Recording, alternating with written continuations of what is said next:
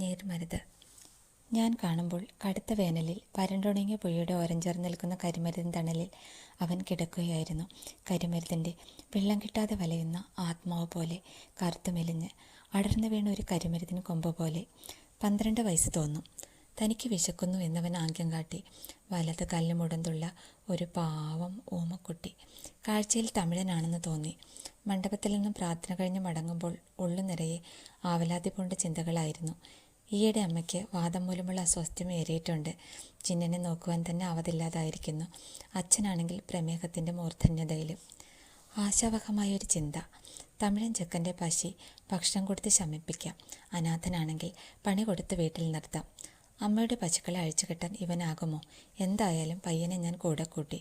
അവൻ വീട്ടിലെത്തിയതും പരിചിതനെ പോലെ കിണറ്റിന് കരയിൽ ചെന്ന് വെള്ളം കോരി ആവതും കുടിച്ചു. കൈകാൽ മുഖം കഴുകി പിന്നാമ്പുറത്തെ വരാന്തയിലിരുത്തി അവന് അടയും ചായയും കൊടുത്ത ശേഷം അമ്മയോട് ഞാൻ കാര്യം പറഞ്ഞു. അമ്മയുടെ പശുക്കളെ നോക്കുവാൻ ഞാനൊരു തമിഴൻ കാലിച്ചെറുക്കനെ കൊണ്ടുവന്നിട്ടുണ്ട്. അമ്മ ചെന്നു പയ്യനെ കണ്ടു. മുഖം ഒരു ലക്ഷണമൊക്കെ ഉണ്ട്. തമിഴൻ ചെക്കൻ്റെ പേരെന്താണാവോ? ഉരിയാട്ടമില്ലാത്തതിനാൽ അവനോട് ചോദിക്കാനാവില്ല. പിന്നെ ആരോട് ചോദിക്കാൻ? മരുതിൻ തണലിൽ കണ്ടതിനാൽ ഞാൻ തന്നെ അവനൊരു പേര് കൊടുത്തു. മരുത്. നീർമരുത്. അന്ന് വൈകിട്ട് പതിവ് നടത്താൻ കഴിഞ്ഞ് അച്ഛൻ വന്നപ്പോൾ ചെറിയ ഒരു സന്തോഷ വർത്തമാനം കൊണ്ടുവന്നു. നാളുകളായി ഭാഗ്യക്കുറി എടുക്കുന്ന അച്ഛന് അന്ന് ആദ്യമായി 5000 രൂപ അടിച്ചിരിക്കുന്നു. കൊള്ളാം. മരുതിൻ്റെ വരവ് ശുഭദായകം തന്നെ. അച്ഛനും അവനെ ബോധിച്ചു. അച്ഛൻ ചെന്ന് നോക്കുമ്പോൾ പറയാതെ തന്നെ അവൻ തുരുവിൽ നിന്നും വൈക്കോലെടുത്ത് ചെമ്പൻ പശുവിനെ തീറ്റിക്കുകയായിരുന്നു. തൻ്റേതായ ചില മൂളലുകളും അമറലുകളും ആംഗ്യങ്ങളും മാത്രം. മിണ്ടാപ്രാണികൾക്ക് പറ്റിയ കൂട്ട്. അമ്മ സന്ധ്യാവന്ദനം ചൊല്ലുന്ന നേരം കാത് കൂർപ്പിച്ചുകൊണ്ട് മരുത് അരികിലിരിക്കുന്നത് കാണാം. വാദം കൊണ്ട് കോച്ചു വലിയാറുള്ള അമ്മയുടെ കാലുകളെ തഴുകി തലോടിക്കൊണ്ട്. ചിന്നനെ ബാലപാഠം ചൊല്ലിക്കുന്നതിനിടെ ഞാൻ അവനെ വീക്ഷിച്ചു. അവൻ്റെ കണ്ണുകളിൽ ഒരു ചൈതന്യമുണ്ട്. അച്ഛനും അവൻ്റെ പരിചരണം സുഖിച്ചു. നീർമരുത്.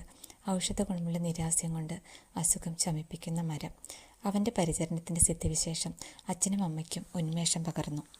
കാലികളെ തെളിയിച്ചും ചിന്നനെ കളിപ്പിച്ചും അവൻ വീടിൻ്റെ ഭാഗമായി. കുറിച്ചു കൊടുക്കുന്ന സാധനങ്ങൾ ചന്തയിൽ പോയി വാങ്ങുവാനും അവൻ ശീലിച്ചു. ആ വർഷം പൂരത്തിന് ഞാൻ അവനൊരു മൺകുടുക്ക വാങ്ങിക്കൊടുത്തു. അതിൽ നിക്ഷേപിക്കുവാൻ പലപ്പോഴും ഞാൻ 50 പൈസ തുട്ടുകൾ നൽകി. ജോലിഭാരം കൂടുതലുള്ള ദിവസങ്ങളിൽ 1 രൂപ നാണയങ്ങളും. പൈസ കൂടുതൽ കിട്ടുമ്പോൾ അവനിൽ യാതൊരു ഭാവമാറ്റവും ഇല്ലാതിരുന്നതിൽ നിന്നും അവന് പണത്തിൻ്റെ മൂല്യം അറിയില്ല എന്ന് മനസ്സിലായി. ചിന്നനും മരുതും കുടുക്ക കുലുക്കി കളിച്ചു. കടുത്ത വേനലിന് ശേഷം മഴ ആർത്തിരമ്പി. തൊഴുത്തിനോട് ചേർന്ന് ഇളന്തിണ്ണയിലിരുന്ന് മരുത് മഴ നോക്കി ചിരിച്ചു. അവൻ എവിടെ നിന്ന് നീർമരുതിൻ്റെ ചുവട്ടിലെത്തി?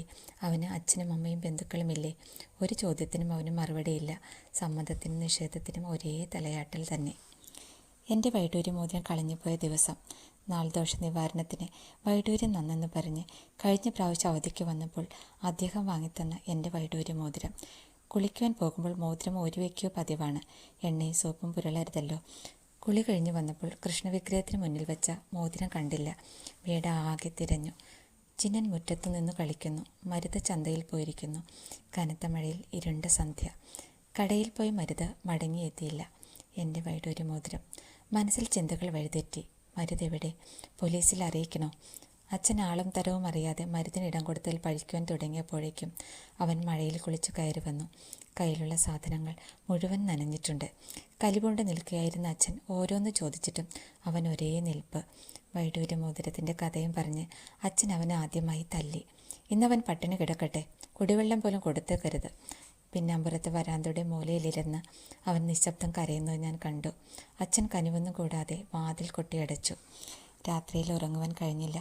വൈഡൂര്യ മോതിരം നഷ്ടമായതാണോ എൻ്റെ സങ്കടം? അതോ മരുതിനെ പുറത്താക്കി വാതിലടച്ചതോ? അവൻ തനിച്ച്. മഴയുടെ ഇരമ്പം കൂടി.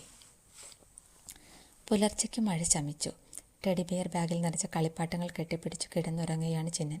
സാധാരണ മയങ്ങുമ്പോൾ അതെടുത്ത് അറിയാതെ മാറ്റിവെക്കും. കഴിഞ്ഞ രാത്രിയിൽ അതും മറന്നു. അവൻ്റെ ഉറക്കത്തിന് ഭംഗം വരാതെ ഞാൻ ബാഗ് എടുത്ത് നീക്കി. അടയ്ക്കാത്ത ബാഗിൽ നിന്നും 1-2 കളിപ്പാട്ടങ്ങൾ താഴെ വീണു. നോക്കിയപ്പോൾ അരണ്ട വെളിച്ചത്തിൽ എന്തോ തിളങ്ങുന്നു. അയ്യോ, എൻ്റെ വൈഡൂര്യ മോതിരം. ഞാൻ ക്ഷണം വാതിൽ തുറന്ന് പുറത്തിറങ്ങി. മരുതെവിടെ? അടക്കാനാവാത്ത കുറ്റബോധം ഉള്ളു നീറ്റി.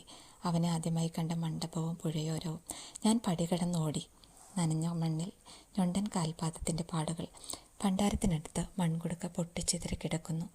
പിന്നെയും നീളുന്ന കാൽപ്പാടുകൾ. പുലരിയുടെ ചൈത്യത്തിൽ വിറങ്ങലിച്ച് നിൽക്കുന്ന കരിമരുതിനടുത്തേക്കായിരുന്നു. അപ്പുറം കഥയൊന്നും അറിയാതെ ഒഴുകുന്ന പുഴ. ദാഹജലം കിട്ടാത്ത വേനലിൽ അവൻ വന്നു. മഴ പെരുക്കിയ പുഴയിലേക്ക് ചാഞ്ഞു നിൽക്കുന്ന കരിമരുതിൽ കുസൃതിയോടെ അവൻ ഒളിച്ചിരിക്കുന്നു. നീരുമരുത്, പുഴനീരിൽ ജീവൻ ലയിപ്പിച്ച എൻ്റെ പാവം മരുത്.